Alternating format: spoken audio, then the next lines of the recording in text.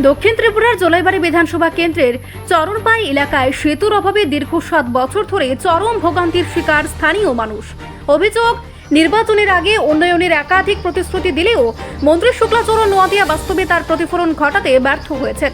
বাজার, স্কুল, হাসপাতাল সহ নিত্য প্রয়োজনীয় কাজে যাতায়াতে প্রতিদিন দুর্ভোগ পোহাতে হচ্ছে সাধারণ মানুষকে। স্থানীয়দের দাবি, বহুবার মন্ত্রী ও প্রশাসনের দৃষ্টি আকর্ষণ করা হলেও কোনো কার্যকর উদ্যোগ নেওয়া হয়নি। একদিকে মুখুরিপুর আরডি ব্লকের পঞ্চায়েত এলাকা, অন্যদিকে কলসির মুখ এডিসি ভিলেজ। এই প্রশাসনিক বিভাজনের অজুহাতে সেতু নির্মাণ বছরের পর বছর ঝুলি রয়েছে বলেও অভিযোগ উঠেছে। তখন সংবাদ মাধ্যমের মাধ্যমে রাজ্য সরকারের কাছে সেতু নির্মাণের আবেদন জানিয়েছেন এলাকাবাসী। প্রশ্ন উঠছে যে মন্ত্রী নিজের বিধানসভা কেন্দ্রের মানুষের ন্যূনতম যাতায়াতের সমস্যার সমাধান করতে পারেন না, তার উন্নয়নের দাবির ভিত্তি কোথায়?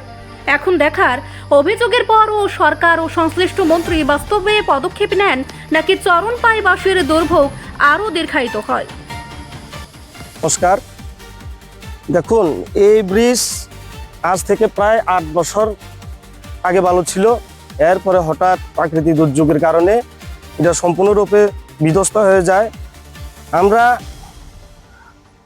লোকালের নেতৃত্ব এবং দপ্তরের সাথে অনেকবার যোগাযোগ করেছি, কিন্তু তাদের কোনো হেলদোল নেই।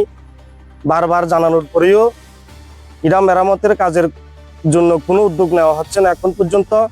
এই পথ দিয়ে অনেক স্টুডেন্ট, সাধারণ শ্রমজীবী মানুষ, খেটে খাওয়া মানুষ এই পথ দিয়ে হাঁটাহুটা করে।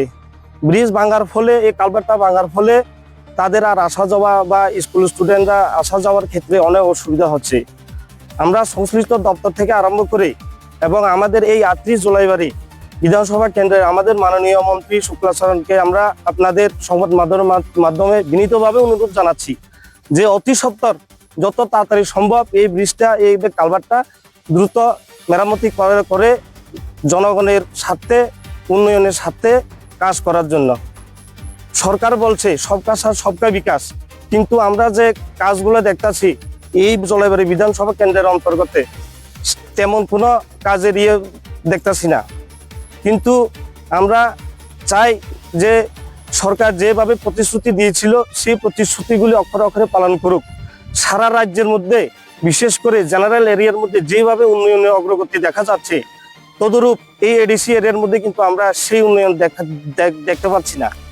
তাই আমরা সরকার এবং আমাদের মাননীয় শুক্লাচরণ বাবুর কাছে আমরা বিনীতভাবে অনুরোধ রাখছি যেন সংশ্লিষ্ট দপ্তরের সাথে যোগাযোগ করে এই ভাঙা কালভার্টটা পুনরায় নির্মাণের উদ্যোগ নেওয়া হয়। নমস্কার।